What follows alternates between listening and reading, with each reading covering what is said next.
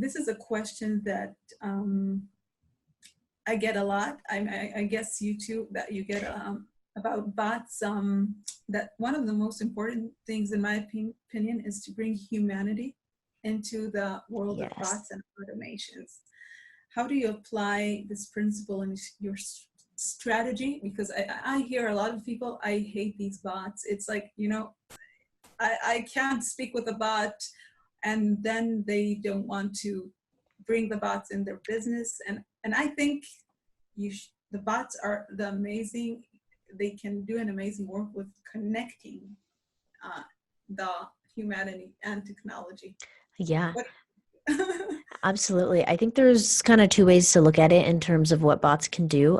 So first off, just thinking from, let's say, a business to the consumer standpoint of the consumer needing to get some questions answered or needing to give some information in order for the business to determine if they're a good customer for them. And so bots very easily do that, where they allow you to get what you need faster and then be able to connect you with a human at the right time, where you guys don't have to bother each other, if you will, and can actually get a lot of things done before having a high quality conversation, if you will.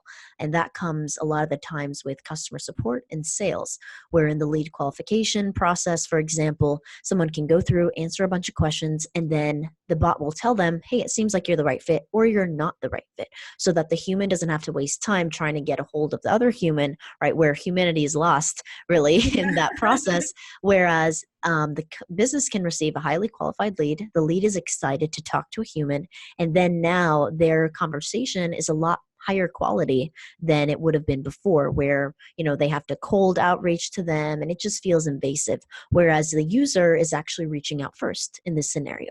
So that's one of the ways that it's more human.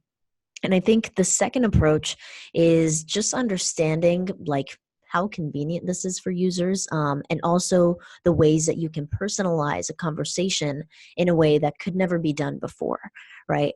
Because ultimately, like, conversations go back, you know, in history between businesses and consumers have always been, you know, face-to-face or like human-to-human talking, but that's just not possible in this day and age because the internet runs 24/7, right? And you want to open up your business to people all around the world. It's tough to do that all the time. And so for you to be able to provide a service to people on a regular basis with, again, customization and personalization within the conversations, and moreover from that, just like the user being able to get what they need, as well as the business then receiving information that they need and being able to help them at the right time, I think is the most important thing to understand about it.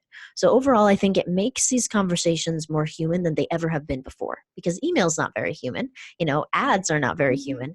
And so conversations and chatbots, I think people who say, hey, I didn't really like talking to this chatbot, or they're annoying, they're spam, those are people who interacted with chatbots that didn't lay the expectations for what the user needed to do in the experience, the instructions, as well as what they could expect, right? What can the chatbot do as well? Because if there's no expectations from either side, then it becomes a very bad experience for the user, where they're like, whoa, why is this chatbot messaging me, you know, 10 times in a row?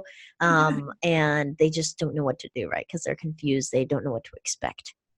Yeah. Sometimes it's like bad chatbot experience when you build the chatbot not in a right way. It's also important to know how to build the chat so you make it engaging and, you know, and helpful. Yeah. Absolutely. Great.